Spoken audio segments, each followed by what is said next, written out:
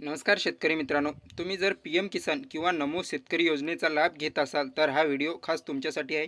Video शेवटपर्यंत बघा आणि माहिती आवडल्यास शेअर करा, लाईक करा. पी एम किसान सन्मान निधी योजनेची ई-के-वाय-सी करणे गरजेचे आहे आणि ही के-वाय-सी तुम्हाला 30 जून 2026 पूर्वी करायची आहे.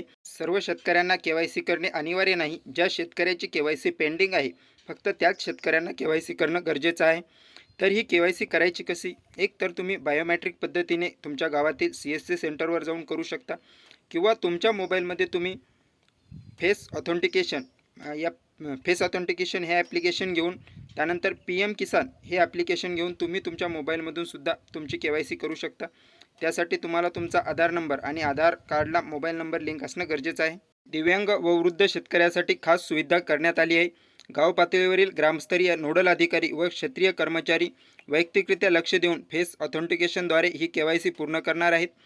या के-वाय-सीसाठी 30 जून 2026 ही अंतिम तारीख देण्यात आलेली आहे. विहित मुदतीत जर तुम्ही के-वाय-सी पूर्ण केली नाही तर तुमचे पुढील हप्ते हे थांबू शकतात. हा मेसेज जास्तीत जास्त फॉरवर्ड करा आणि सर्वांना जेवढे पेंडिंग के-वाय-सी आहे त्यांना के-वाय-सी करायला सांगा.